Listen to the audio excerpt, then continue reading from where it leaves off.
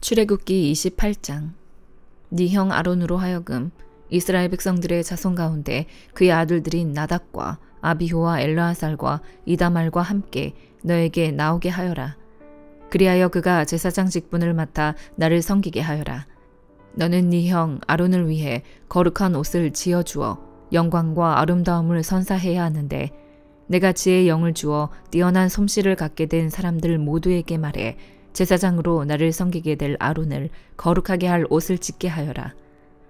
그들이 지어야 할 옷들은 가슴패, 에봇 안에 받쳐 입는 겉옷과 속옷, 관, 띠다. 그들은 네 형 아론과 그의 아들들을 위해 이 거룩한 옷들을 지어야 한다. 그래야 그들이 제사장으로 나를 섬기게 될 것이다. 그들로 하여금 금실, 청색실, 자주색실, 홍색실, 고운 배실을 쓰게 하라. 금실, 청색실, 자주색실, 홍색실과 고운 배실로 에봇을 만들되 정교한 솜씨로 해야 한다. 에봇의 두 귀퉁이에는 어깨끈을 붙여 묶을 수 있게 하고 허리띠도 그것과 마찬가지로 정교하게 짜되 금실, 청색실, 자주색실, 홍색실과 고운 배실로 에봇과 하나로 이어서 짠다. 호마노 보석 2개를 가져다가 그 위에 이스라엘 아들들의 이름을 새기는데, 태어난 순서에 따라 한 보석에 6 이름을, 또 한 보석에 나머지 6 이름을 새긴다. 이 2 보석 위에 이스라엘의 아들들 이름을 새기는 것은 보석 세공사가 인장을 새기는 것 같이 하여라. 그러고 나서 이 보석들을 금틀에 박고 이스라엘 아들들을 기억나게 하는 보석으로 에봇의 어깨끈에 붙인다. 아론이 여호와 앞에서 그 어깨에 이 이름들을 달아 기억나게 하는 것이다. 또 금틀을 여러 개 만들고 순금으로 노끈 같은 사슬 2개를 따 만들어 그 틀에 붙인다. 또 너는 심판할 때 필요한 가슴패를 만들되 정교한 솜씨로 해야 하는데 에봇처럼 금실, 청색실, 자주색실, 홍색실과 고운 배실로 만들어라. 그것은 길이와 너비가 모두 한 뼘인 정사각형으로 2겹으로 만든다. 그리고 그 위에 보석을 4줄로 박아라. 첫째 줄은 루비, 토파즈, 녹주석, 둘째 줄은 터키옥, 사파이어, 에메랄드, 셋째 줄은 호박, 백마노, 자수정, 넷째 줄은 녹보석, 호마노, 벽옥으로 박는데 금틀에다 놓고 박는다. 이들 보석에는 이스라엘의 12명의 아들들 이름이 있어야 하는데 보석에 각각 이름을 하나씩 새기되 12지파에 따라 인장을 새기는 것 같이 하여라. 가슴패에 필요한 것은 순금으로 만든 노끈 모양인데 그것을 가슴패 2 귀퉁이 쪽에 달 것이다. 먼저 가슴패에 순금 고리 2개를 만들어 위쪽 2 귀퉁이에 단다. 그리고 그 2 고리에다 만들어둔 노끈 모양을 각각 붙이고 그 노끈 모양 다른 쪽 끝은 에봇의 어깨에 다는 보석판에 단단히 붙이는 것이다. 그러고는 금고리 2개를 더 만들어 가슴패의 아래쪽 2 귀퉁이에 달되 안쪽에 단다. 또 금고리 2개를 더 만들어 에봇의 앞자락 정교하게 짠 허리띠 위에다 가슴패 아래쪽에 달린 금고리들과 짝이 되게 단다. 그리하여 가슴패의 금고리들과 에봇의 금고리들을 푸른 끈으로 에봇 허리띠 위쪽에서 이어주어 가슴패가 에봇 위에서 들뜨지 않게 잡아주는 역할을 하게 한다. 이렇게 아론은 성소에 들어갈 때마다 그의 가슴에 이스라엘 아들들의 이름이 적힌 판결의 가슴패를 달고 들어가니 이것은 여호와 앞에 항상 기억나게 하는 것이다.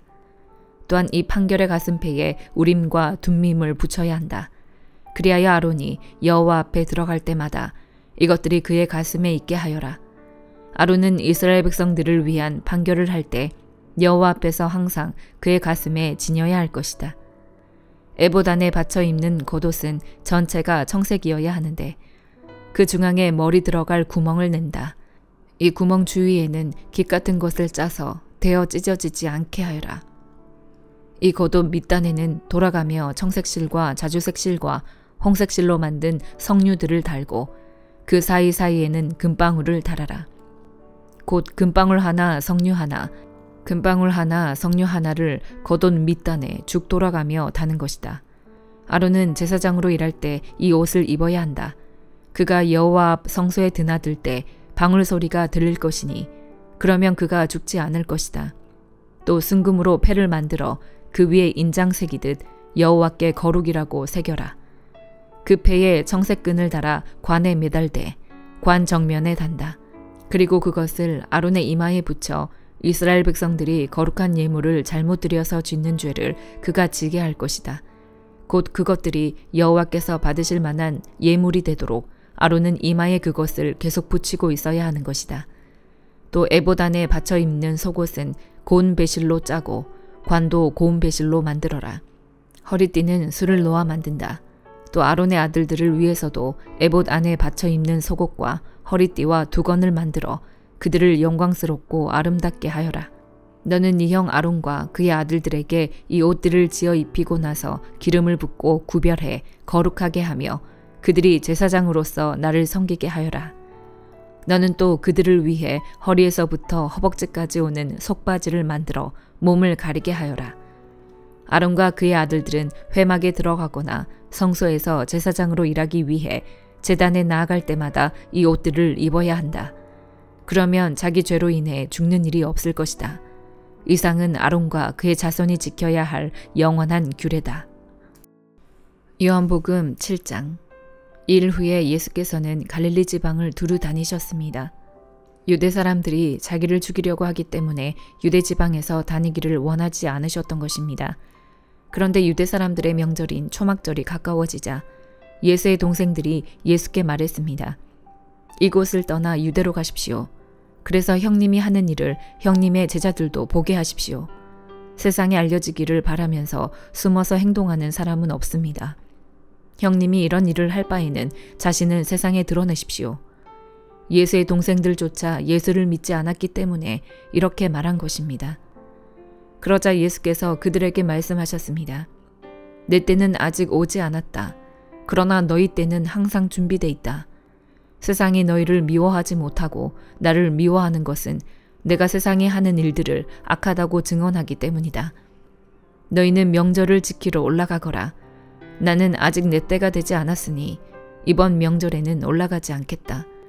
이렇게 말씀하시고 예수께서는 갈릴리에 남아 계셨습니다.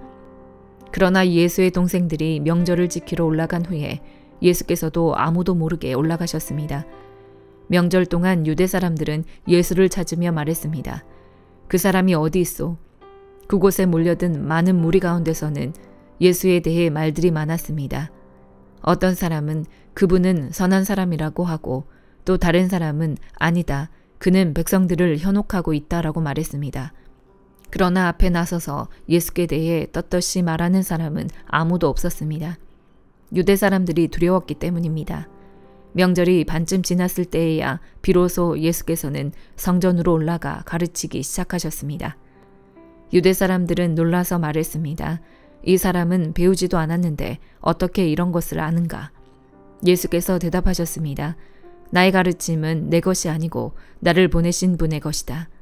누구든지 하나님의 뜻을 따르려는 사람은 이 가르침이 하나님에게서 온 것인지 내가 내 마음대로 말하는 것인지 알 것이다. 자기 마음대로 말하는 사람은 자기가 영광을 받으려고 하는 것이다. 그러나 자기를 보내신 분의 영광을 위해 일하는 사람은 진실하며 그 안에 거짓이 없다. 모세가 너희에게 율법을 주지 않았느냐? 그러나 너희 중에 율법을 지키는 사람이 하나도 없구나. 도대체 너희는 왜 나를 죽이려 하느냐? 무리가 대답했습니다. 당신은 귀신 들렸소. 누가 당신을 죽이려고 한다는 것이요? 예수께서 그들에게 말씀하셨습니다. 내가 한 가지 일을 행하자 너희 모두가 놀랐다. 모세가 너희에게 할례법을 주었기 때문에 너희는 안식일에 할례를 베풀고 있다. 사실 할례는 모세에게서 온 것이 아니라 그전 조상들에게서 온 것이다. 그래서 너희는 안식일에도 사람들에게 할례를 베푸는 것이다. 이와 같이 모세의 율법을 어기지 않으려고 사람이 안식일에도 할례를 받는데 내가 안식일에 사람의 온몸을 성하게 해주었다고 해서 너희가 어찌 내게 화를 내느냐. 겉모양으로만 판단하지 말고 공정하게 판단하라. 바로 그때 몇몇 예루살렘 사람들이 말했습니다. 이 사람이 바로 그들이 죽이려는 사람이 아닌가. 보시오. 그가 여기서 공공연하게 말하고 있는데도 저들이 아무 말도 하지 못하는 것을 보니 관리들도 정말 이 사람을 그리스도로 알고 있는 것이 아닌가. 우리는 이 사람이 어디에서 왔는지 알고 있다. 그러나 그리스도가 오실 때에는 어디에서 오시는지 아는 사람이 없을 것이다. 그러자 예수께서는 성전에서 가르치시다가 큰 소리로 말씀하셨습니다. 너희는 나를 알고 또 내가 어디에서 왔는지 안다. 그러나 나는 이곳에 내 스스로 온 것이 아니다. 나를 보내신 분은 참되시다. 너희는 그분을 알지 못하지만 나는 그분을 안다. 내가 그분에게서 왔고 그분은 나를 보내셨기 때문이다. 이 말에 그들은 예수를 붙잡으려고 했습니다. 그러나 아직 때가 되지 않았기 때문에 아무도 그분에게 손댈 수 없었습니다. 그러나 무리 가운데서 많은 사람이 예수를 믿었습니다. 그들은 그리스도께서 오시더라도 이분보다 더 많은 표적들을 행하시겠는가 라고 말했습니다. 사람들이 예수께 대해 이렇게 수근거리는 것을 바리새파 사람들이 들었습니다. 대제사장들과 바리새파 사람들은 예수를 잡으려고 성전 경비병들을 보냈습니다. 예수께서 말씀하셨습니다. 나는 잠시 동안 너희와 함께 있다가 나를 보내신 분께로 갈 것이다. 너희가 나를 찾아도 만나지 못할 것이요 또 내가 있는 곳에 너희가 올 수도 없을 것이다. 그러자 유대 사람들이 서로 말했습니다. 이 사람이 어디로 가기에 자기를 찾지 못할 것이라고 하는가? 그리스 사람들 가운데 흩어져 사는 유대 사람들에게 가서 그리스 사람들을 가르치겠다는 것인가? 또 너희가 나를 찾아도 만나지 못할 것이요 또 내가 있는 곳에 너희가 올 수도 없을 것이다 라고 한 말은 도대체 무슨 뜻인가? 초막절의 가장 중요한 날인 마지막 날에 예수께서 일어나 큰 소리로 말씀하셨습니다. 누구든지 목마른 사람은 다 내게로 와서 마시라. 누구든지 나를 믿는 사람마다 성경의 말씀대로 생수의 강이 그의 배에서 흘러나올 것이다. 이것은 예수를 믿는 사람들이 받게 될 성령을 가리켜서 하신 말씀이었습니다. 그때까지 성령을 주시지 않았던 것은 예수께서 아직 영광을 받지 않으셨기 때문입니다. 예수의 말씀을 듣자마자 몇몇 사람들이 말했습니다. 이분은 참으로 그 예언자이시다. 어떤 사람들은 이분은 그리스도이시다라고 했습니다. 또 다른 사람들은 그리스도가 어떻게 갈릴리에서 나온단 말인가? 성경의 그리스도는 다윗의 가문에서 나실 것이며 다윗이 살던 동네 베들레헴에서 나신다고 말하지 않았는가? 라고도 했습니다. 사람들은 예수로 인해 서로 편이 갈리게 됐습니다. 그들 가운데 예수를 잡고자 하는 사람들도 있었으나 아무도 예수께 손을 대지는 못했습니다. 성전 경비병들이 돌아오자 대제사장들과 바리새파 사람들이 그들에게 물었습니다. 왜 그를 잡아오지 않았느냐? 경비병들이 대답했습니다. 지금까지 이 사람처럼 말하는 사람은 없었습니다. 바리새파 사람들이 경비병들에게 말했습니다. 너희도 미혹된 것이 아니냐? 유대 관원들이나 바리새파 사람들 중에 그를 믿는 사람이 있더냐? 율법도 모르는 이 군중들은 저주를 받은 사람들이다. 그들 중 한 사람으로 전에 예수를 찾아갔던 니고데모가 그들에게 말했습니다. 우리 율법에는 사람을 판결하기 전에 먼저 그 사람의 말을 들어보거나 또 그 사람이 행한 일을 알아보도록 돼 있지 않소. 그들이 대답했습니다. 당신도 갈릴리 사람이요. 성경을 살펴보시오. 그러면 갈릴리에서 예언자가 나온다는 말씀이 없다는 것을 알게 될 것이요. 그리고 그들은 제각기 자기 집으로 돌아갔습니다. 잠언 4장. 자녀들아, 아버지의 가르침을 잘 듣고 주의해 깨달음을 얻으라. 내가 너희에게 좋은 가르침을 줄 테니 너희는 내 교훈을 버리지 말라. 나도 어려서는 내 아버지의 아들이었고 내 어머니가 사랑하는 외아들이었는데 그때 내 아버지는 나를 이렇게 가르치셨다. 내가 하는 말을 기억하고 잊지 마라. 내 명령을 지켜라. 그러면 네가 잘 살 것이다. 지혜와 깨달음을 얻어라. 내 말을 잊지 말고 내가 하는 말에서 벗어나지 마라. 지혜를 버리지 마라. 그러면 지혜가 너를 보호할 것이다. 지혜를 사랑하여라. 그러면 지혜가 너를 지킬 것이다. 지혜가 무엇보다 중요하니 지혜를 얻어라. 네가 가진 모든 것을 희생하고서라도 깨달음을 얻어라. 지혜를 존경하여라. 그러면 지혜가 너를 높여줄 것이다. 지혜를 붙잡아라. 그러면 지혜가 너를 영광스럽게 할 것이다. 지혜가 네 머리에 우아한 화관을 씌워주고 영광스러운 왕관을 너에게 줄 것이다. 오 내 아들아, 내가 하는 말을 잘 듣고 받아들여라. 그러면 네가 장수할 것이다. 내가 너에게 지혜의 길을 가르쳐주고 너를 바른 길로 이끌어 주었으니 네가 걸을 때 네 걸음에 걸리는 것이 없고 네가 달릴 때 넘어지지 않을 것이다. 내 교훈을 꼭 붙잡고 굳게 지켜라.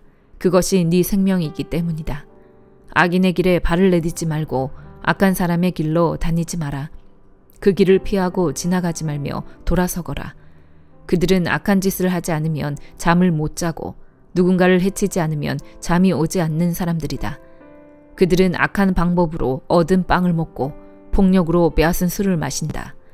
그러나 의인의 길은 동틀 무렵 비추는 빛과 같아서 점점 밝아져 환한 대낮같이 되지만 악인의 길은 어둠 같아서 넘어져도 무엇에 걸려 넘어졌는지조차 모른다. 내 아들아, 내가 하는 말을 주의하고 내 말에 귀를 기울여라. 그것을 너에게서 떠나지 않게 하고 그것을 네 마음속 깊이 잘 간직하여라. 내 말은 깨닫는 자들에게 생명이 되고 그들의 온몸을 건강하게 해준다. 무엇보다도 네 마음을 지켜라. 네 마음에서 생명의 샘이 흘러나오기 때문이다. 더러운 말을 버리고 거짓되고 남을 해치는 말은 입 밖에도 내지 마라. 네 눈은 앞만 똑바로 보고 다른 곳으로 시선을 돌리지 말고 네가 발 디딜 곳을 잘 살피고 네 모든 길을 곧게 하며 확실히 행하여라. 좌우로 치우치지 말고 네 발을 악에서 멀리하여라. 갈라디아서 3장. 오 어리석은 갈라디아 사람들이여, 예수 그리스도께서 십자가에 못 박히신 것이 여러분의 눈앞에 분명히 드러나 있는데 누가 여러분을 미혹했습니까? 여러분에게 한 가지만 묻고 싶습니다. 여러분은 율법의 행위로 성령을 받았습니까? 아니면 복음을 듣고 믿음으로 성령을 받았습니까? 여러분은 그렇게도 어리석단 말입니까? 성령으로 시작했다가 이제 와서 육체로 마치려고 합니까? 여러분은 그렇게 많은 고난을 헛되이 경험했단 말입니까? 정말 헛된 일이었습니까? 하나님께서 여러분에게 성령을 주시고 여러분 가운데서 능력을 행하시는 것이 여러분이 율법을 행하기 때문입니까? 아니면 복음을 듣고 믿기 때문입니까? 이와 같이 아브라함도 그가 하나님을 믿었더니 이것이 하나님께 의로 여겨졌다라고 했습니다. 그러므로 여러분은 믿음에서 난 사람들이 바로 아브라함의 자손임을 아십시오. 성경은 하나님께서 믿음으로 인해 이방 사람을 의롭다고 인정하실 것을 미리 알고 먼저 아브라함에게 복음을 선포했습니다. 모든 이방 사람이 네 안에서 복을 받을 것이다. 그러므로 믿음에서 난 사람들은 믿음이 있는 아브라함과 함께 복을 받습니다. 율법의 행위에 근거해 사는 사람들은 모두 저주 아래 있습니다. 기록되기를 율법책에 기록된 모든 것을 항상 지켜 행하지 않는 사람은 다 저주를 받는다라고 했기 때문입니다. 하나님 앞에서는 어느 누구도 율법으로 의롭다고 인정받지 못하는 것이 분명합니다. 의인은 믿음으로 살리라라고 했기 때문입니다. 율법은 믿음에서 난 것이 아닙니다. 오히려 율법을 행하는 사람은 율법 안에서 살리라라고 했습니다. 그리스도께서는 우리를 위해 저주를 받으시고 율법의 저주에서 우리를 구속해 주셨습니다. 기록되기를 나무에 달린 사람마다 저주를 받았다라고 했기 때문입니다. 이는 아브라함의 복이 그리스도 예수 안에서 이방 사람에게 미치게 하고 우리도 믿음으로 성령의 약속을 받게 하기 위함입니다. 형제들이여, 내가 사람의 예를 들어 말합니다. 사람의 언약이라도 한번 맺은 후에는 아무도 그것을 무효로 하거나 덧붙일 수 없습니다.